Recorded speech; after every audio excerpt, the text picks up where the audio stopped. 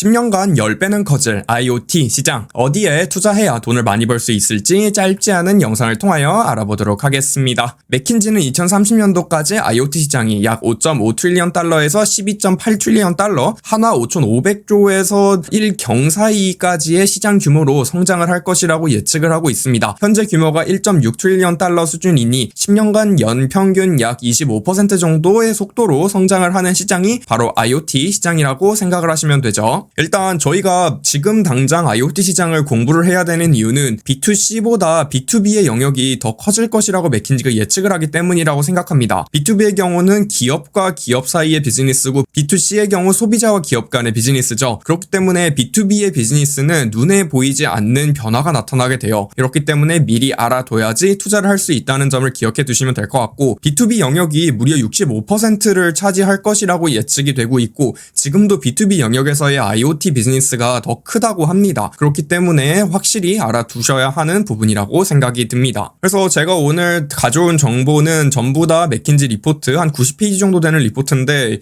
정말 재밌게 저는 읽었어요. 투자 아이디어들이 굉장히 많고, 그래서 저는 생각보다 어렵다고 생각이 들진 않았으나 영상 자체는 자극적인 소재가 아무래도 없다 보니까 재미없는 영상이 될 것 같고, 댓글에 링크를 남겨둘 테니까 관심 있으신 분들은 가서 읽어보시면 될 것 같아요. 저는 굉장히 추천을 드립니다. 일단 첫 번째로 IoT가 뭔지부터 정리를 드려봐야 될 것 같아요. IoT는 Internet of Things의 약자로 물건에다가 인터넷을 설치하면은 이게 전부 다 IoT가 된다고 생각을 하시면 돼요. 예시로 로봇 청소기 요즘에 많이들 사용하시죠. 스마트워치, 농기계, 자동차 등 전부 다 인터넷 연결이 되는 사물들 아니면 물건들은 전부 다 IoT라고 하죠. IoT가 한국어로는 사물 인터넷이라고 부르죠. 그렇기 때문에 생각보다 굉장히 광범위한 개념으로 사용이 되고 있는 용어입니다. 그래서 흔히 B2C의 영역에서의 IoT라고 하면은 소비자들이 사용하는 IoT 제품들이라고 생각을 하시면 되는데, 그냥 간단하게 로봇 청소기 아니면은 알렉사, 애플워치 이런 것들 여러분들 이미 많이 구매를 해두고 집에 설치를 해두셨을 거예요. 이 트렌드가 코로나 때문에 생각보다 가속화가 되었다고 합니다. 그래서 일반적으로 소비자들은 이 새로운 신문물이라든지 새로운 기기에 대한 굉장한 진입 장벽을 가지고 있거든요. 굳이 그냥 쓰던 거 쓰려고 하지 새로운 걸 시도를 하지 않으려는 성향을 띠기 때문에 생각보다 소비자들에게 빠르게 도입이 되어서 맥킨지도 놀랐다는 이야기를 하고 있습니다. 그래서 B2B의 도입이 원래 더 빠를 것이라고 생각을 했으나 완전히 반대되는 현상이 나타나고 있죠. 이게 B2B가 더 빠를 것이라 생각을 하는 게, B2B 영역에서 IoT 도입을 하면은 매출 증대와 영업 비용이 감소하는 효과가 동시에 나타나기 때문에 효용 가치가 확실히 있거든요. 그럼 B2B는 못생겼든 잘생겼든 뭐 이쁘든 안 예쁘든 그냥 도입을 하고 보기 때문에 돈이 된다면은, 근데 요게 반대되는 방향을 지금 띠고 있습니다. B2B의 영역은 기업들이 사용하는 IoT 제품들이라고 보시면 되는데, 간단하게 기업들이 투자를 하는 것은 경제가 좋아야 많이 하게 되죠. 근데 코로나가 터져서 경제가 박살이 났었어요. 그러면은 기업들이 투자의 규모를 줄이고, 그럼 당연히 IoT 기기에 대한 설비 투자가 느려지게 되겠죠. 이게 한 개의 트렌드인데, 지금 B2B 영역에서 사용이 되는 IoT 기기로는 뭐 기계라든지 아니면 센서, 빅데이터 분석이라는 소프트웨어 쪽, 아니면 디지털 전환, 뭐 디지털 트윈 이런 것들도 전부 다 IoT의 영역이라고 생각을 하시면 돼요. 특히 저는 센서 쪽에다 좀 집중을 하고 싶은데 뒤편에 가서 조금 더 설명을 부가적으로 드려볼게요. 그래서 제일 쉬운 IoT의 적용 예시로는 재고관리 측이라고 생각을 하시면 될 것 같아요. 창고에다가 카메라 또는 센서를 설치해 놓고 일정 수준 이하로 재고가 떨어지게 되면 자동으로 재주문을 하는 시스템. 요거 냉장고에서, 요즘에 LG인가에서 나온 냉장고가 이런 것들을 한다고 하더라고요. 집에 신선 제품을 이렇게 쭉 해놓고 뭔가가 양배추가 떨어졌다 그러면은 자동으로 인터넷에서 주문을 하는 그러한 시스템이 있는데, 이게 B2B 영역에서 이미 활용이 되고 있다고 합니다. 아니면은 뭐 기계가 혼자서 주문하는 것까지는 아니더라도 재고 관리를 하는 매니저한테 기계가 알려주는 역할을 지금 현재 수행을 하고 있다고 하고, 재고 관리 인력을 효율화시키는 거라고 얘기를 하면서 사실은 줄이겠다는 어젠다가 확실히 보이죠. 그러면은 기업의 영업이익률이 상승하는 효과가 나타나게 됩니다. 이제 리테일 영역, 오프라인 영역에서도 확실히 IoT 기기가 영업을 훨씬 더 잘하게 만들어주는 알려주는 도구로서 작용을 하고 있다고 합니다. 예를 들어서 모든 매대에다가 센서라든지 카메라를 부착을 해놔요. 그러면 어떤 제품에서 어떤 고객이 어떤 반응을 보이는지 관찰이 되고 요걸 데이터가 수집이 되게 되죠. 그러면 고객군별로 어떤 제품을 좋아하는지가 전부 다 수집이 되고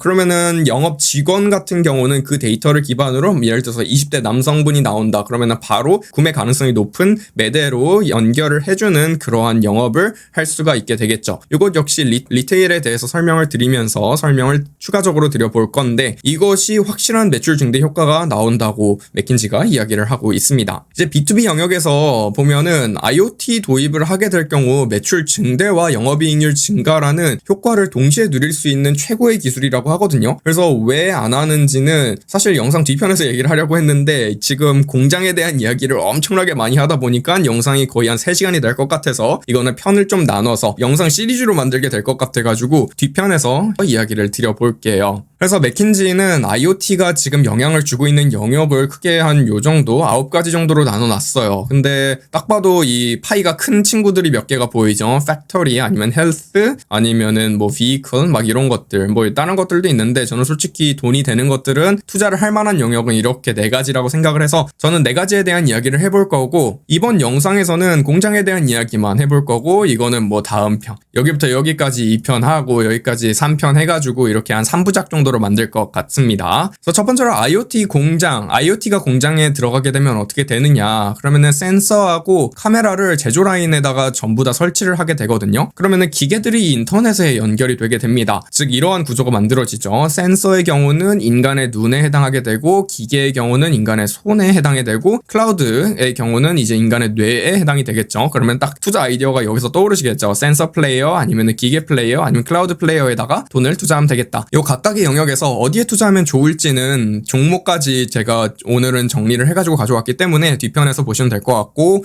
일단 인건비 절감 효과가 확실히 나오고 그 다음에 정확도가 증가하는 수율이 증가하는 효과가 나오게 되고 그 다음에 생산성 자체도 증가를 하게 된다고 합니다. 그 기계로 80의 제품을 만들었다면은 지금 IoT를 집어넣으면 똑같은 기계로 100의 제품을 만들 수 있는 이렇게 증대 효과를 보인다는 것이죠. 그래서 이게 이제 아마존의 비전 시스템인데 아마존이 이런 식으로 공장 라인에다가 이런 소프트웨어를 제공을 하면은 자동으로 이런 문제를 찾아가지고 QC를 할 수 있게 훨씬 더 손쉽게 품질 관리를 할 수 있는 비전 서비스를 제공을 하고 있어요. 그래서 이런 것들을 저는 좀 집중해서 보시면 좋을 것 같다는 생각이 들더라고요. 그래서 IoT가 공장에서 활용하는 두 번째 예시는 선제적 아니면 저는 컨티뉴어스라고 보는 게 맞는 것 같은데 기계를 점검하는 과정에 있습니다.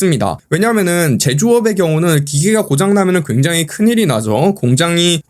기계가 고장이 나면은 그냥 전체 제조 라인 자체가 망가지기 때문에 기계가 고장나지 않고 계속 유지가 될 수 있도록 일부러 특정 날은 라인을 멈추고 점검을 하는 시간을 갖습니다. 그러면은 어쨌든 특정 기간에는 기계를 멈춰야 된다는 거고 이 점검을 하는 기간 자체를 효율화를 하면 되지 않을까라는 아이디어가 탄생하게 되죠. 지금 이제 IoT를 도입을 하게 되면은 기계가 인터넷에 연결이 되어 있고 기계 내부에 센서들을 막 부착을 해놔요. 그럼 고장나기 직전에 기계 내부에서 무슨 일이 일어나는지를 알게 되죠. 즉 고장나기 직전에만 정비를 하면 된다는 이러한 특이한 선제적 점검 기술을 사용할 수 있게 됩니다. 예를 들어서 따박따박 점검하는 지금과 같은 모델을 보면은 그냥 뭐 1월달에 점검하고 2월달에 점검하고 3월달에 점검하고 4월달에 점검하고 그냥 시간에 대해서 이렇게 나눠서 점검을 해왔다면은 효율적으로 점검을 하면은 막 이쯤 고장날 것 같다 그러면은 바로 이전에 점검을 하는 사람을 부르고 그다음에 이쯤 고장날 것 같다 하면은 이렇게 점검을 하는 사람을 부르고 그러면은 한 4개월 동안 4번을 점검을 했었던 것을 이제는 3번 점검하는 식으로 효율화를 할 수가 있게 되죠. 그러면은 이제 공장을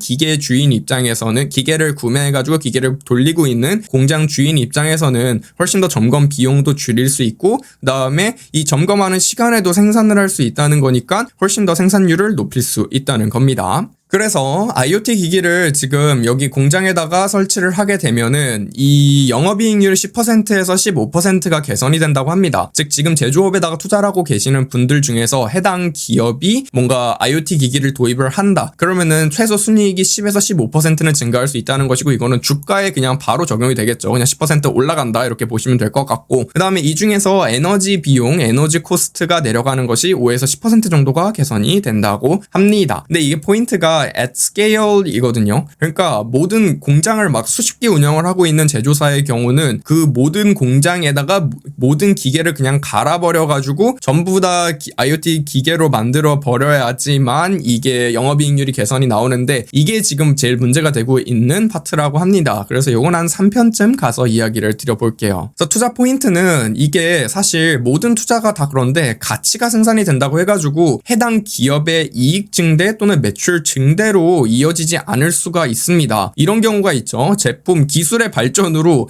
제품 생산 단가는 떨어졌는데 제품 가격 하락분을 그냥 소비자에게 전가를 시켜버리는 경우가 있어요. 그래서 가만 보면은 막 옷 같은 거 매년 가격이 싸지고 있죠. 그래서 이런 것들은 소비자에게 효용이 전가가 되는 케이스인데, 이런 경우는 기업도 돈을 못 벌고 아무도 돈을 못 버는 케이스라고 생각을 하시면 돼요. 물론 이제 기계 설비를 만들어주는 플레이어들은 이제 돈을 벌어가겠으나, 그래서 돈을 누가 벌어갈 것인지에 대한 생각을 조금 해볼 것이고, 저는 한 3가지 플레이어들로 나눠서 설명을 드려볼게요. 일단 첫 번째로 저는 설비 플레이어들은 확실하게 돈을 좀 많이 벌 것 같아요. 저는 특히 컴퓨터 비전 쪽에 특화된 하드웨어를 만드는 기업들은 수혜를 좀 볼 거라고 생각을 하고 있습니다. 그 다음에 그게 이제 키엔스라는 친구고, 그 다음에 ATS 오토메이션은 이제 자동화 설비하는 사람, 이거 자동화 설비를 하는 기업 테칸도. 그래서 설비 플레이어들을 조금 더 설명을 해드리자면은, 키엔스라는 기업은 일본에 지금 상장되어 있는 기업인데, 사실 이게 지금 단주 매매가 안 돼가지고 한 번 사려면은 몇 천만 원인가 한 몇 억이 있어야지 요 기업에 투자를 할 수가 있더라고요. 그래서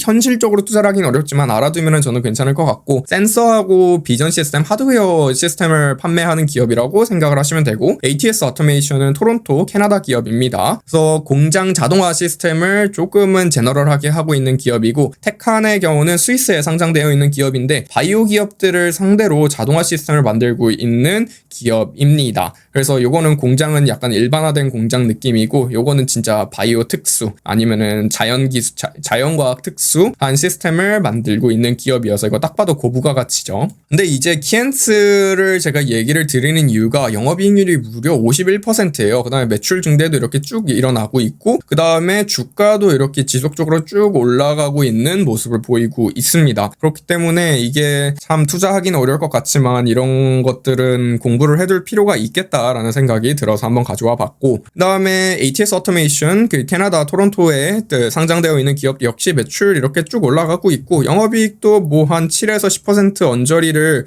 유지를 하고 있어요. 근데 저는 이게 영업이익률이 높아지는 것도 좋고, 높아지는 게 제일 베스트고, 높은 데서 유지를 하는 것도 좋은데, 낮게 꾸준하게 유지가 되면서 매출을 끌어올리는 케이스도 저는 굉장히 좋은 재무제표 흐름이라고 생각을 하거든요. 그렇기 때문에 굉장히 뭐 그렇게 낮은 범위라고 볼 수는 없는데, 대충 한 8% 내지 8.5% 정도를 유지를 하면서 매출 성장을 이루어내고 있다는 것은 주가 성장 여력이 있다고 저는 좀 그냥 대충 필터링 할 때는 보고 있기 때문에, 주가 역시 꽤 많이 오른 모습이죠. 이때 막 6불이었는데 지금 50불 넘어가니까. 그다음에 테칸그룹, 스위스 기업인데 역시 매출 성장 이렇게 쭉 나오고 있는데, 솔직히 숫자만 보면 그렇게 많이 올랐다고 보긴 어렵죠. 그다음에 이거는 역시 고부가가치 제품을 만들고 있는 기업답게 높은 영업이익률을 지금 보여주고 있고, 그다음에 이익률이 굉장히 견고하게 유지가 되고 있고, 이건 코로나 특수여가지고 이렇게 빵 뜬 거라고 보시면 됩니다. 이제 두 번째로 조금 더 세이프 초이스, 앞에 기업은 아무 기업도 모르시니까 투자하기 좀 꺼려질 수가 있는데, 두 번째는 그냥 농기계 아니면 중장비 플레이어들, 딱 봐도 이제 제 채널 좀 오래 보신 분들은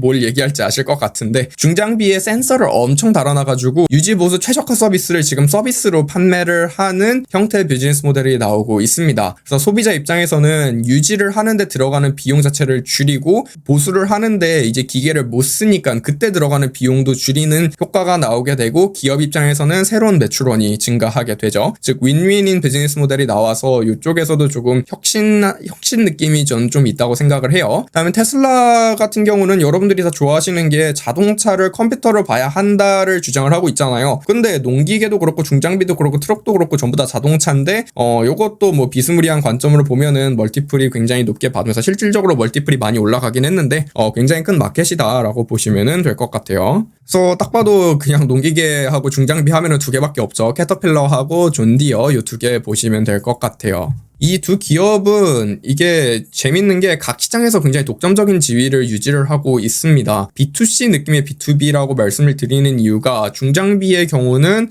개인 사업자들한테도 판매가 되는 경우가 있고 아니면 기업을 상대로 판매가 대체로 되는데 기업에도 약간 규모의 차이가 있잖아요. 그러니까 중소기업을 상대로 비즈니스가 가능한 영역이기 때문에 B2C 느낌의 B2B라고 보시면 될 것 같고 캐터필러의 경우는 미국에 상장되어 있는 기업이고 중장비 만들고 있습니다. 포크레인이라든지 덤프트럭 이런 것들 만들고 있고 이거 사진 보면은 막 사람 이만한데 막 그 덤프트럭의 그 바퀴가 막 요만한 그런 사진들 있잖아요. 그래서 이게 전부 다 캐터필러가 만든 중장비라고 보시면 될 것 같고 존 디어의 경우도 역시 미국에 상장되어 있고 이제 농기계 근데 둘 다 막 배당도 지금 짱짱하게 주고 있고 현금 흐름도 좋은 기업이어가지고 그래서 보면은 사실 이 두 기업은 성장성이 그렇게 있는 기업이라고 보기는 어려워요. 그래서 매출 자체는 거의 10년째 옆으로 기고 있고 순이익도 이렇게 옆으로 기고 있고 영업이익률도 기고 있습니다. 그래서 현금만 만들어내는 기계쯤이라고 생각을 하시면 되는데 그것 때문에 뭐 그런 거를 노리고 투자를 하시는 분들도 계시니까 존디어 역시 매출하고 순이익이 전부 다 약간 기고 있는데 최근 들어가지고 조금 오르는 모습이 보이기는 해요. 이만큼 5년치를 보면은 그래서 지금 주가 역시 이렇게 쭉 오르는 모습을 보이고 그 다음에 지금 영업이익률도 조금 오르고 있는 느낌이기도 한데 뭐 이때랑 비교를 해보면 그렇게 올랐다고 보기는 어렵고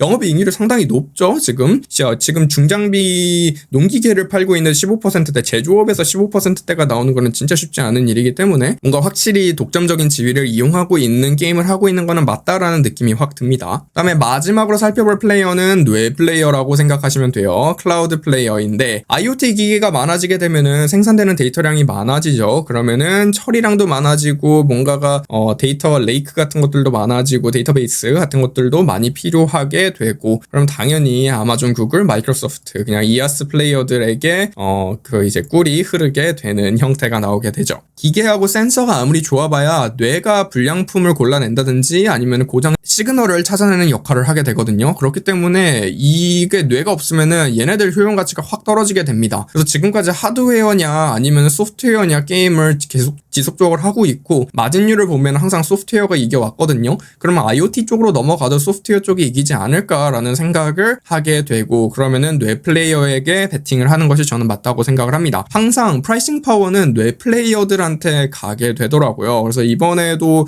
뇌 플레이어가 이기지 않을까라는 생각이 들어요. 그래서 특히 저는 이게 얼마 전까지만 해도 그렇게 중요하게 본 부분은 아니었는데 최근 들어 막 프리트레인 모델들이 막 나오고 있어요. 예를 들어서 앞에서 보여드린 영상이 AWS에서 나온 컴퓨터 비전 서비스 같은 것들인데 이런 것들로 방향을 조금 트는 모습이 보입니다. 즉 데이터가 이미 많이 있는 플레이어들만 제공을 할 수 있는 서비스들을 이제 공장들에게 팔고 있는 거죠. 그래서 컴퓨터한테 미리 사진 데이터들을 싹 다 학습시키고 사진들에서 어떤 특징을 잡아내야 하는지를 이 약간 학습을 미리 시켜놓은 상태로 서비스를 판매를 하는 거죠. 그럼 공장 주인 입장에서는 불량품 사진 몇 가지만 아마존한테 제출을 하면은 알아서 불량품을 골라주는 그러한 형태로 운영을 하는 서비스라고 보시면 되는데 이제 과거에는 사진 데이터가 엄청 많아야지 뭔가 머신러닝이 돌아간다. 그래서 데이터가 중요하다. 데이터가 없으면 아무것도 못한다. 이렇게 얘기를 했었는데 데이터가 많은 플레이어들이 데이터가 가진 이점을 가지고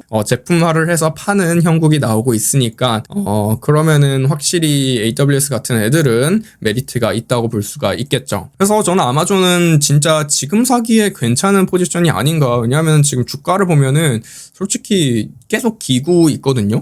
그래서 이때도 막 기다가 퀀텀 점프하고 기다가 퀀텀 점프를 할 것 같아가지고 지금 이 상황에서 아마존을 사는 건 당연히 좋고 뭐 아마존의 매출 같은 거는 볼 필요도 없죠. 그냥 말도 안 되게 오르고 있고 그다음에 마이크로소프트 역시 마이크로소프트는 정말 꾸준하게 올라주는 친구여서 정말 애정하는 친구인데 영업이익률은 정말 봐도 놀라운 숫자고 그다음에 구글 역시 비슷한 느낌으로 접근을 해주시면은 될 것 같습니다. 그래서 이번 영상에서는 IoT가 공장에 적용이 되면 어떻게 될까 어디에다 투자를 해야 될까에 대한 관점으로 여러 가지 이야기들을 해보았는데 재밌게 시청하셨다면 구독, 좋아요 눌러주시고 저는 다음 편에서는 헬스케어에 대한 이야기로 찾아뵙도록 하겠습니다. 시청해주셔서 감사합니다.